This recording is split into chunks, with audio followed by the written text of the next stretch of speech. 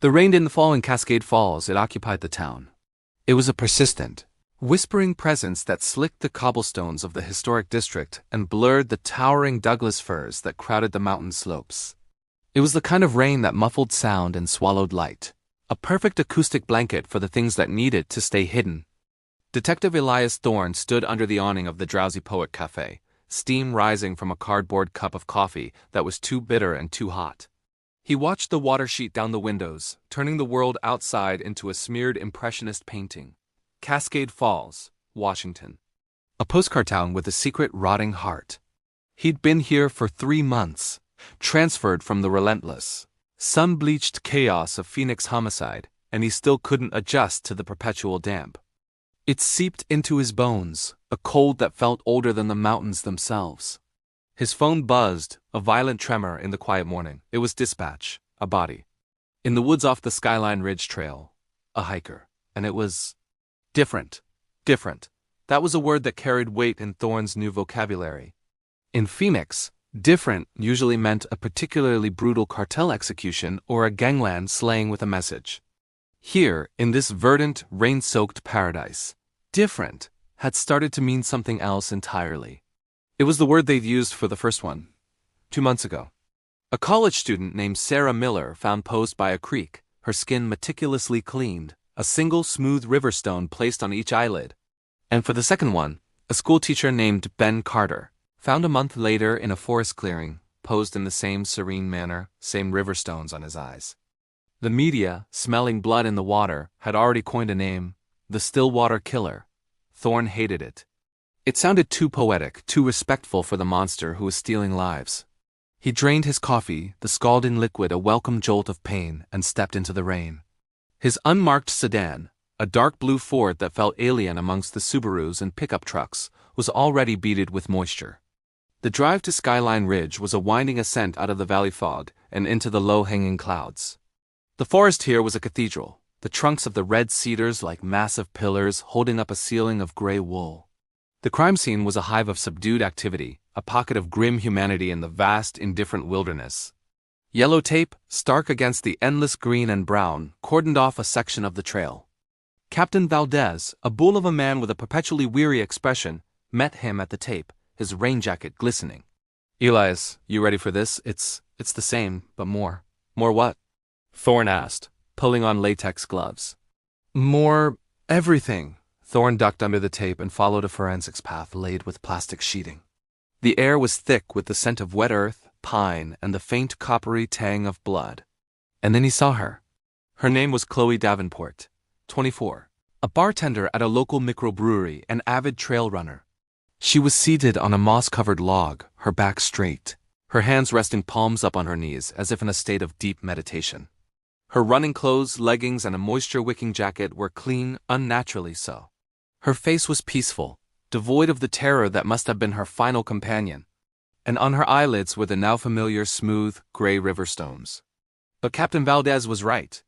This was more. Around her, in a perfect circle, the killer had arranged a collection of small, natural objects. A carefully stacked pyramid of pine cones, a spiral of vibrant green moss, a fan of delicate skeletal leaves. It wasn't a haphazard scattering. It was a display, a shrine. The scene was so still, so meticulously composed, it felt less like a murder and more like a work of art. The violence was entirely absent, erased, leaving only this profound, chilling serenity. "Cause of death?" Thorne asked, his voice a low rasp. Dr. Aris, the state medical examiner, a petite woman with sharp, intelligent eyes, looked up from her kit. Same as the others, at first glance. A single, precise incision to the carotid artery. The killer uses something incredibly sharp surgical. Death would be quick. But there's no defensive wounds, no signs of a struggle. He subdues them completely before he works. And the cleaning? Industrial-grade antiseptic. The same brand used in hospitals. He washes them, Elias. He washes the body, the clothes, after he kills them. He removes all foreign dirt, all evidence of the struggle, all trace of himself. Thorne circled the scene, his detective's mind trying to absorb the details. The killer wasn't just killing, he was curating. He was creating a tableau of perfect peace from an act of ultimate violence. He was erasing the messines of death and replacing it with an idealized stillness. He's perfecting his craft, Thorne murmured, more to himself than anyone else. What? Valdez asked. He's an artist, and this is his masterpiece. Each one is more detailed, more reverent than the last. He's not getting sloppier. He's getting better. The thought was a cold knot in Thorne's stomach. A disorganized killer was dangerous, but an organized, patient, and evolving one was a nightmare. Back at the precinct, a converted brick building that still smelled faintly of old timber and bureaucracy, the task force meeting was a somber affair. The room was thick with the smell of wet wool and stale coffee. Thorne stood before the whiteboard, the faces of Sarah Miller, Ben Carter, and now Chloe Davenport staring back at him. We have a pattern, but no connection between the victims, Thorne said, ticking points off on his fingers. Different ages, genders, professions, social circles. The only commonality is the location, all within a 20-mile radius of Cascade Falls, and the method. This isn't a crime of passion or revenge. This is ritual.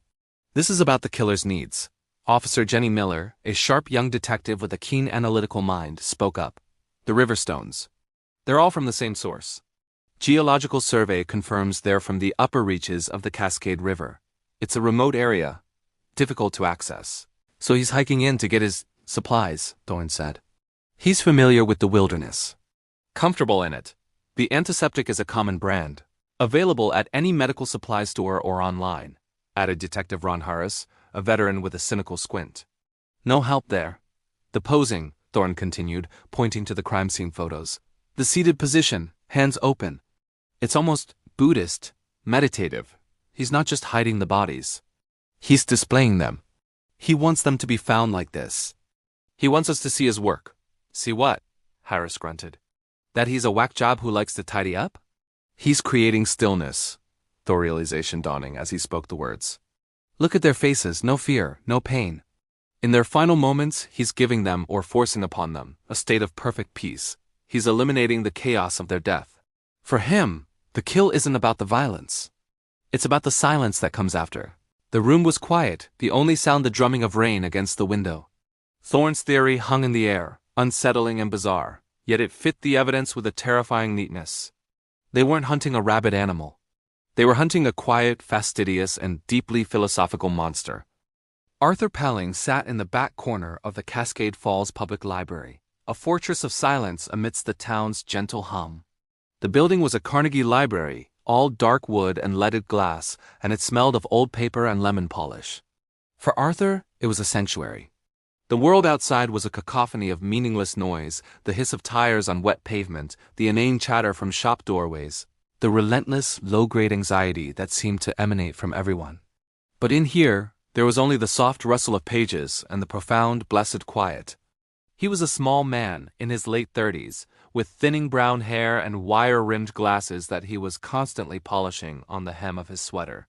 He worked as a restorer at the local historical society, a job that suited his meticulous nature and his love for quiet, solitary work.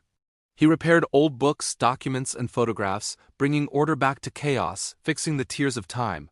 No one noticed Arthur Pelling. He was a piece of the furniture, a benign, slightly awkward presence. They didn't see the effort it took for him to move through their loud, messy world. They didn't understand the pressure that built inside his skull. A static of other people's emotions, their fears, their desires, their frantic, pointless energy. It was a scream that never ended, until the stillness. He had discovered it by accident years ago, during a panic attack in the woods. He had fallen to his knees, hyperventilating, the world spinning, and his hand had landed on a smooth, cool river stone. He had focused on its perfect, unthinking solidity, its silence. As his breathing slowed, a profound peace had settled over him. It was the peace of a thing that simply was, without thought, without fear, without the terrible noise of being alive. He began to seek out that stillness. He'd watched the trout hanging motionless in the current of the river. He'd observe a deer frozen in a sun-dappled clearing, but it was always temporary. The fish would dart away, the deer would bolt. The chaos would return. The first time was with a stray cat he found hit by a car. It was dying, twitching its mules of pain, a tiny sharp needle in his brain. He had picked it up, intending to help, but the noise of its suffering was unbearable. He had a sharp boning knife in his backpack from a whittling project. It was over in a second, a quick, clean cut. The twitching stopped, the mewling ceased, and then stillness. He cleaned the cat, washing the blood and dirt from its fur. He arranged it in a patch of sun, its body limp but peaceful. The silence that descended was the most beautiful thing Arthur had ever experienced. It was an absence so complete it felt like a presence. He had created a pocket of perfect peace in the roaring world. He knew it was wrong, of course. Society had its rules. But society was the source of the noise. Its rules were just more frantic, meaningless shouting. What he had done felt righteous, a sacred act. Sarah Miller had been his first human subject. He'd seen her arguing with her boyfriend on Main Street, her face a mask of furious, chaotic emotion. The noise coming off her was deafening. He followed her for days, learning her routines. She was a storm of feeling, and he knew he could grant her the gift of calm. It had been terrifying, exhilarating. He used a veterinary tranquilizer he'd ordered online, injecting her in the neck as she walked to her car. He took her to a prepared place in the woods, a quiet clearing he'd scouted. The process was clinical, reverent. The incision, the release of the chaotic pressure of her life, the careful cleaning, the posing. Placing the river stones on her eyes, the final seal of silence. When it was over, he sat with her for an hour, bathing in the profound quiet he had crafted. It was better than he had ever imagined. Ben Carter had been next. He'd overheard him in the grocery store, stressed about bills, his voice tight with anxiety. Another noisy soul. And then Chloe, the bartender, who always had a bright, brittle smile that didn't reach her tired eyes. Her energy was frantic, performative. With each one, his technique improved. His rituals became more elaborate, more meaningful. The circle of natural objects around Chloe was his latest innovation, a boundary to contain the stillness, a frame for his masterpiece. He was an artist, and this was his medium. He wasn't a murderer. He was a liberator. He was freeing them from the terrible noise of being alive. He opened the book in front of him, a heavy, leather-bound volume on mycology. He wasn't really reading. He was listening. Listening to the silence of the library and planning his next piece. He needed it. The pressure was building again. The world was getting louder. The break in the case came from the most mundane of places, a grocery store loyalty card. Jenny Miller, cross-referencing the victim's final days, found a single overlapping point of contact. All three of them had shopped at the same organic grocery store, the Green Sprout, within 48 hours of their abduction. "It's not much," she said, laying the transaction records on Thorne's desk. "But it's the only physical location all three visited in that critical window. The abductions are happening in town, Elias, not in the woods. He's taking them from here and transporting them to his stages." Thorne felt a spark of the old professional fire. A lead, a real, tangible lead. Get the security footage from the Green Sprout for those timestamps. Every camera, every angle. The footage was a numbing parade of humanity. People buying kale and kombucha, arguing over avocados, scrolling on their phones. Thorne, Jenny, and Harris took shifts, their eyes glued to the monitors, looking for a face that appeared in all three timelines, a glance that lingered too long. It was Horace who saw it first. There, stop, go back. On the footage from the day before Sarah Miller's disappearance, a mousy man in a beige sweater was in the background, examining apples. He was there again in the bulk food section on Ben Carter's tape. And again, near the dairy case, on the day Chloe Davenport vanished. He was a ghost. He never looked at the camera directly. He never interacted with the victims. But he was there, a constant, quiet presence in the ecosystem of their final hours. "Who is he?" Thorne breathed. It took facial recognition software and a cross-check with the DMV database to put a name to the face. Arthur Pelling. Age 38. Address: 1412 Hemlock Lane. Employed: Cascade Falls Historical Society. "He's a restorer," Jenny said, pulling up his employment records. "Specializes in paper and book conservation. No criminal record. Not even a parking ticket." Thorne looked at Arthur Pelling's DMV photo. The man staring back was utterly unremarkable. Pale, thin-faced, with eyes that seemed to hold no expression at all. This was the Stillwater killer? This bland, insignificant man was the architect of such chilling, beautiful horror?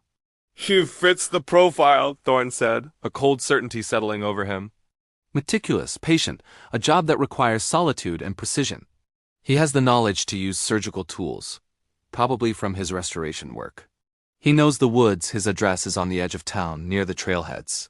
Do we pick him up? Harris asked, his hand already resting on his sidearm. No, Thorne said sharply. We have circumstantial evidence at best. The footage puts him in the same store, that's all. A good defense attorney would laugh us out of court. We need more. We need to find his workshop, his kill site. We need to put him with the victims. They got a warrant for GPS tracking on Arthur's car and his phone. For the next week, they watched him. His life was a study in monotony. Home to work to home. Once, he drove to the trailhead for the upper Cascade River and hiked for 3 hours, returning empty-handed. Thorne knew he was collecting his river stones. The surveillance was agonizing. They were watching a monster water his ferns, make himself tuna sandwiches, and meticulously repair a 19th century ledger. He was so normal, it was terrifying. Then, on a Thursday, the pattern changed. Arthur Pelling left work early. He didn't go home. He drove to a quiet neighborhood on the south side of town, a place of modest, well-kept bungalows. He parked his sensible Toyota Corolla 2 blocks away and started walking. Thorne and Jenny were in the surveillance van, parked discreetly at the end of the street. Who lives here? Thorne asked into his radio. A voice from the precinct crackled back. The street is mostly retirees. Only person of note is Amaya Flores, 26. Works as a physical therapist at the rehab center. Run her, Thorne ordered, his gut clenching. The response came a minute later. She's clean. No connection to any of the victims. But she shops at the Green Sprout. Her loyalty card was used there 2 days ago. He's stalking his next target, Jenny whispered, her face pale in the van's gloom.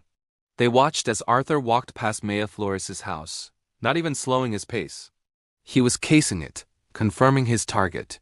He completed his loop and returned to his car, driving away with infuriating calm. He'll move soon, Thorne said, his voice tight. Tonight, tomorrow. He's ready. They had to act. They couldn't let him take another life, but they still didn't have enough for an arrest. Thorne made a decision. We go to Valdez. We get a warrant for his house and his workplace. We pray we find something. The warrant was granted, but with restrictions. They could search, but they couldn't confront Arthur directly unless they found concrete evidence. They had to move while he was at work. The search of the Historical Society was conducted with quiet efficiency. Arthur's workspace was a model of organization. Scalpels, bone folders, archival glue. Nothing out of the ordinary. But in a locked drawer, inside a false-bottom toolbox, they found it. A custom-made leather roll. Unfurled, it revealed a set of gleaming, terrifyingly sharp surgical tools. A scalpel with an obsidian blade, a trocar, and a bottle of industrial antiseptic, the same brand found on the victims. That's it, Jenny said, her voice trembling with adrenaline. That's our warrant for arrest. But Thorne was already on the phone to the team at Arthur's house. Find anything. A trophy, a journal, anything. The call from the house came 10 minutes later. Detective, you need to see this. Arthur Pelling's house was a mirror of his workspace, neat, spare, and devoid of personality. The walls were painted a neutral gray. The furniture was functional and modern. There were no family photos, no art, no clutter. It was the home of a man who had pared his life down to the essentials to minimize the noise. The basement was the key. The door was reinforced and locked with a heavy deadbolt. It took a battering ram to break it down. The air that wafted up was cold, sterile, and smelled strongly of antiseptic. Thorne descended the stairs first, his service weapon drawn, though he knew the space was empty. It wasn't a basement, it was a laboratory, a temple. The concrete floor was spotless. In the center of the room was a stainless steel table, the kind used in morgues, with drainage channels and restraints. Surgical lights on flexible arms were positioned above it. Shelves lined the walls, filled with neatly labeled supplies, gauze, sutures, saline, the same brand of antiseptic. It was a kill room of horrifying clinical precision. But it was the far wall that made Thorne's blood run cold. It was a gallery. There were no photographs. Instead, Arthur had created a series of small, shadowbox displays. In each one, arranged on a bed of dark velvet, was a single personal item. A silver locket that must have belonged to Sarah Miller. A worn leather bookmark from Ben Carter. A single turquoise earring that Chloe Davenport was known for wearing. Below each item was a small handwritten label in Arthur's precise script. Subject A. Sarah. Achieved stillness. 10:14 p.m., April 3rd. Purity of silence. 94%. Subject B. Ben. Achieved stillness. 2:47 a.m., May 5th. Purity of silence. 96%. Subject C. Chloe. Achieved stillness. 11:02 p.m., June 1st. Purity of silence. 98%. He was grading them. He was measuring the quality of the piece he had imposed upon them. Thorne felt a wave of nausea so powerful he had to lean against the steel table. This was beyond psychopathy. This was a chilling, systematic perversion of peace. "We have him," Jenny said from behind him, her voice hollow with horror. "My God, we have him," Thorne's radio crackled. It was Harris, on the surveillance team at the Historical Society. "Elias, he's on the move. He just left work. He's not heading home. He's driving toward the South Side neighborhood. Toward Maya Flores' house. He was going to do it. He knew they were closing in. He was making his final move. All units, converge on 1412 Hemlock Lane," Thorne barked into his radio. "He's not going home. He's going for the Flores woman. We move now. Apprehend on sight. He is armed and extremely dangerous." Thorne took the stairs from the basement 2 at a time, his heart hammering against his ribs. They had to get to Maya Flores before Arthur Pelling did. Arthur felt the change in the air the moment he stepped out of the Historical Society. The town felt tense. The quiet was different, charged. He saw an unmarked car, the same one he'd noticed near his house yesterday, parked too far down the street. They were watching him. The noise was returning. The frantic, panicked energy of the hunters was polluting his sanctuary. He got in his car, his hands steady on the wheel. He had planned to take the Flores woman tomorrow night, but the schedule had to be moved up. He needed the stillness now, more than ever. It would be his anchor in the coming storm. He drove, obeying every traffic law, a model of calm. He saw the surveillance van, saw the detectives in their cheap sedan. Let them watch. They were part of the chaos. They didn't understand the sacred work.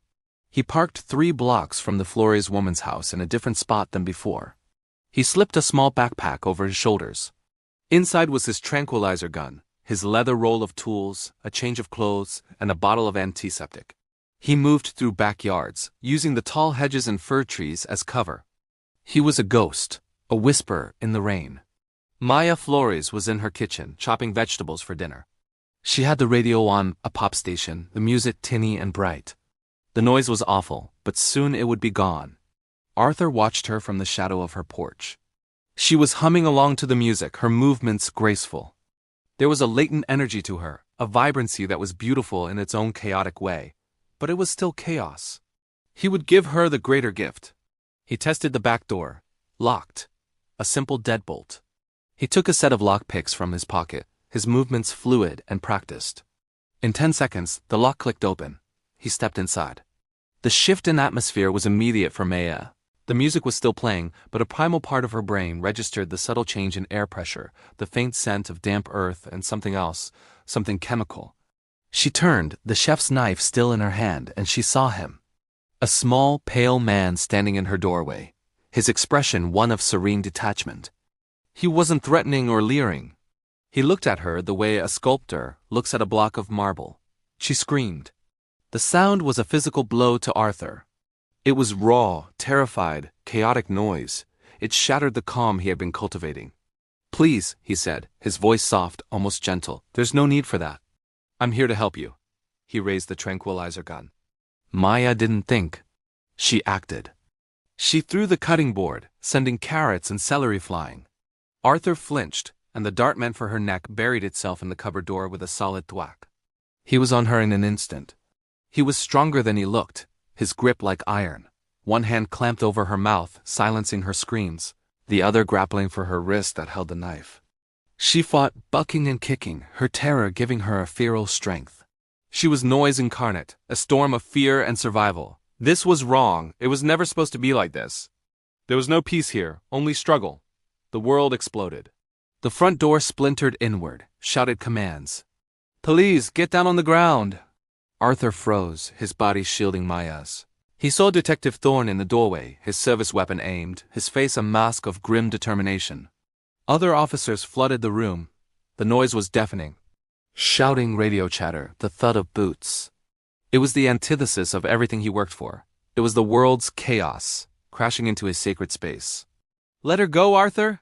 Thorne yelled. "It's over!" Arthur looked down at Maya Flores. Her eyes were wide with terror, tears streaming down her face. The noise coming from her was a palpable force. He had failed. He could not bring her stillness. The chaos had won. A profound sadness washed over him. Not for his capture, but for the unfinished work, for the noise that would now continue unabated. He slowly released his grip on Maya. She scrambled away, sobbing, into the arms of a uniformed officer. Arthur Pelling stood up, his hands raised. He looked at Thorne, and for the first time his eyes held an emotion. It was a deep, bottomless disappointment. "You don't understand," he said, his voice barely a whisper. "I was only trying to make it quiet." The trial of Arthur Pelling was a media circus. The public devoured the details of the Stillwater killer, the quiet restorer who turned victims into works of art, the clinical nature of his basement, his journals detailing his philosophy of silence, his emotionless testimony. It all fed a narrative of a uniquely cold and calculating monster. He was found guilty on 3 counts of first-degree murder and 1 count of attempted murder. The judge sentenced him to life in prison without the possibility of parole, to be served in a maximum security psychiatric facility. Detective Elias Thorne attended the sentencing. He watched as Arthur was led away in shackles, the small man never looking back, never showing a flicker of remorse or relief. He was being taken to another noisy place, a prison of shouting men and clanging doors. Thorne wondered if, for Arthur, that was the ultimate punishment. Weeks later, the rain had finally broken. A weak late summer sun was shining on Cascade Falls. Thorne was back at the Drowsy Poet, drinking his bitter coffee. The case was closed. The monster was in a cage. He was a hero in the small town, but he felt no sense of victory. He had walked into the heart of a nightmare and understood the monster's motivation, and that understanding had left a stain on his own soul. Arthur Pelling wasn't a raving lunatic. He was a man who had found the world too painful to bear and had devised a horrific, logical solution. He wasn't chasing death. He was chasing peace. And in that twisted quest, he had become something far more terrifying than a simple killer. Thorne looked out the window at the people passing by. A mother laughing with her child. 2 businessmen arguing over a phone. A teenager skateboarding, the wheels a rhythmic clatter on the pavement. It was life. It was messy, loud, chaotic, and beautiful. He finished his coffee and stepped out into the sunlight. The noise of the town washed over him, the chatter, the traffic, the distant sound of a river rushing over stones. It was the sound of people living, of feeling, of being gloriously, messily, noisily alive. And for the first time since he'd arrived in Cascade Falls, Elias Thorne didn't find the noise oppressive. He found it comforting.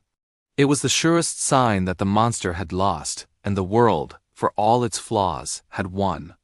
The stillness between breaths was a necessity, but the breath itself, the chaotic, beautiful, noisy act of living, was the whole point. He took a deep, clean breath of mountain air and walked back into the sound.